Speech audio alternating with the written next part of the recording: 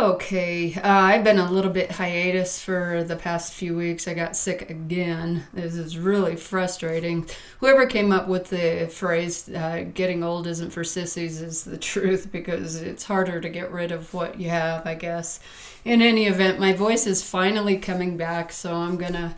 It's been kind of slow on the scam calls, in the scam emails. So my husband has been getting quite a bit of them. So bless his heart, he actually got the Geek Squad email and he printed it out for me because he thought I ordered it. So I told him, honey, you really got to watch my videos. So love him to pieces, but I thought it was kind of cute. At least he prints it out and gives it to me instead of, reacting, because number one, he's too busy and doesn't have time for, dealing with that. So in any event, I'm going to, he got another one. I tried to give that one he got the other week a call, but the number was already disconnected.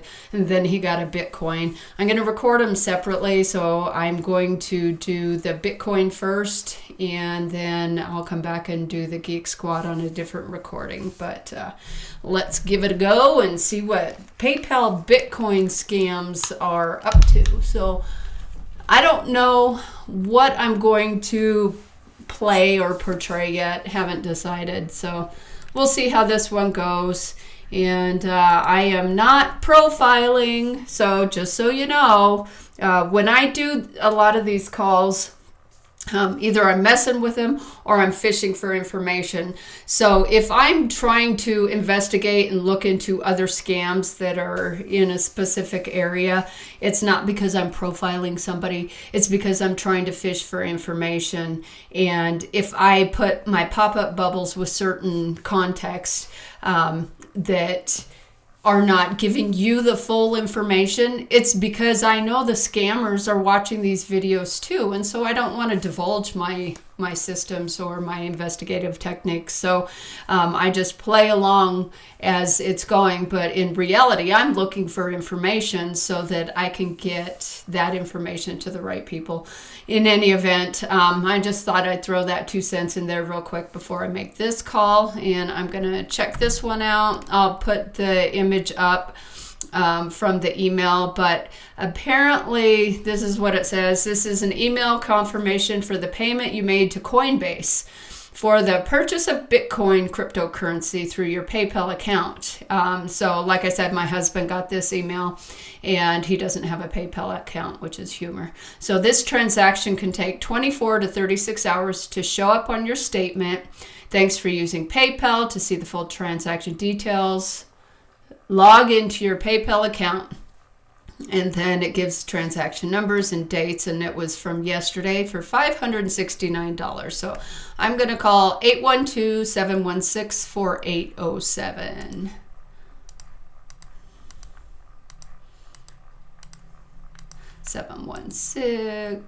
What was that number? Where'd it go? There it is. 4807.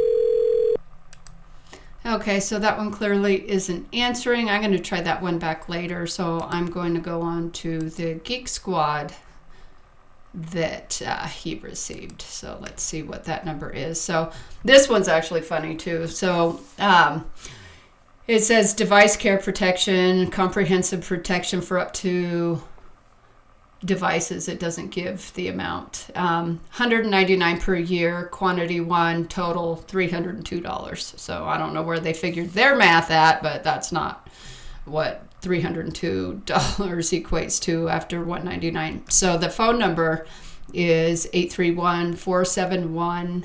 I think that's a 5683. Let me make sure. So we'll see if that's the correct number. I might have to go back to the email. 831.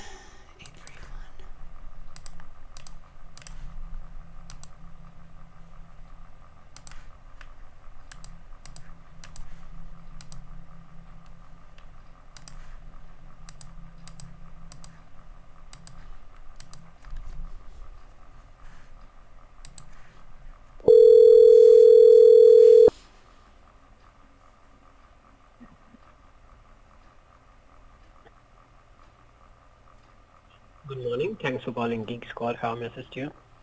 Hi, I was calling about an email that my husband received regarding a renewal on his Geek Squad. I can barely hear you, or you sound muffled. Are you there? Yeah, I'm listening. Can you hear me now? Is it better? Yes, I can hear you now. So is this Okay, ma'am. Geek Squad customer support, or is it their billing department? This is the customer support, ma'am. This is the cancellation team. I need the invoice number so I can check what you have received. I think it was invoice 587 MD. Okay. Okay. Can you confirm me the amount? $302. That didn't make sense either because the price per unit was $199.99 and the quantity was 1 and then the subtotal was 302. So I'm kind of confused by that.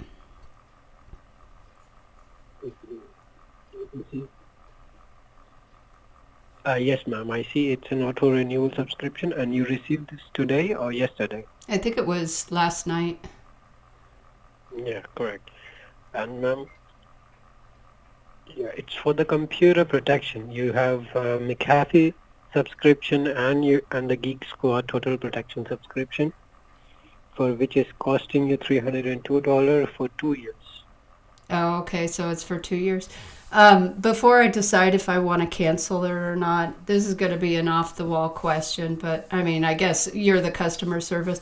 So as far as the Geek Squad protection, am I able to bring the computer in if something happened to it, if I had a virus or something? I don't know. I mean, Definitely, you can appoint a technician as well. The technician can visit your home, and if necessary, he will visit and he will fix it. okay. And what was your name again? I'm sorry. My name is Henry Vasago. Okay, Henry. I'm not sure if you can help me with this or not. This is probably, I don't know. I don't want to get I don't want to get in trouble. So, my husband and I are going through a divorce, and I'm debating on letting this renew, but I'm trying to see if I can get software that can track what he does on his computer, because I think he's like seeing somebody else. So do you know if I can get different software for that, or I mean, what? Well, I really don't have any idea what those. These are very ethical applications. I cannot tell you any spywares or any application which can spy. You don't. I mean, if you're Geek Squad, though, wouldn't you know what you take off of other computers? I'm trying to get this information for my attorney. Cannot make you... Huh? Sorry? What did you say? What's your question? And we can protect your computer. We can advise you how you can keep your computer fast, but we cannot advise you anything which is not ethical. So. Oh, you can't do anything ethical? You mean like making scam emails and scamming people for their hard-earned money? Things like that? No, we don't do that. Oh, you don't? Actually, you said this to my husband, and I'm a certified fraud examiner, so this is kind of comical.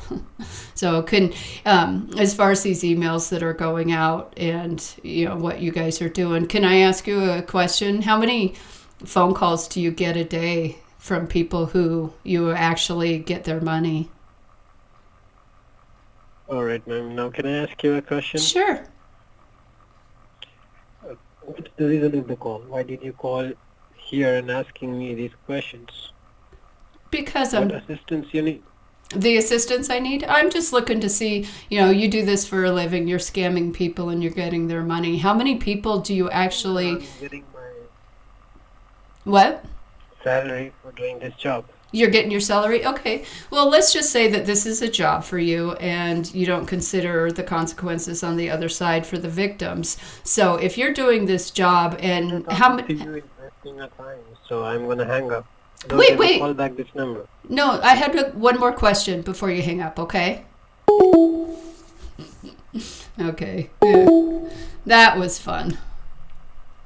So it looks like good old Henry didn't want to engage in the conversation. And once again, they truly think that they are helping customers get their money because apparently this guy gets a salary for his job. So, the magnitude of these emails going out and people who aren't sure if they're legitimate or not, it's not due to stupidity. It's due to not being able to be properly educated on what to look for. So you have people who are good in all trades, but not good in other trades, or not all trades, but specific trades and not good in other trades. So it doesn't matter. You can't classify everybody as an idiot and ignorant.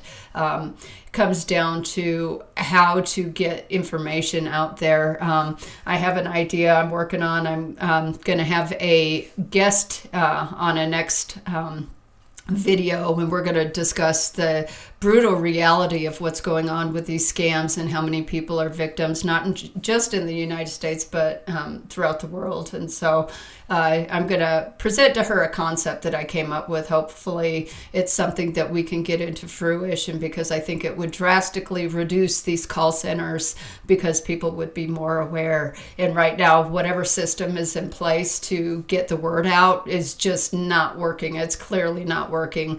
And so I think these call centers, the people answering the phones are, prepared for scam baiters to call. So I think that's what happened on this phone call. I didn't get to keep him on the phone long enough. So I'll go ahead and give the Bitcoin one a call again, see if I can get through. But as far as this one, this is the end of this Geek Squad call scam center. And if you would subscribe to my videos, this is a shorter one. It's not as fun as the other ones, clearly, but you can definitely hear the information. So thank you again for listening. Please subscribe, and I'll see you on the next video.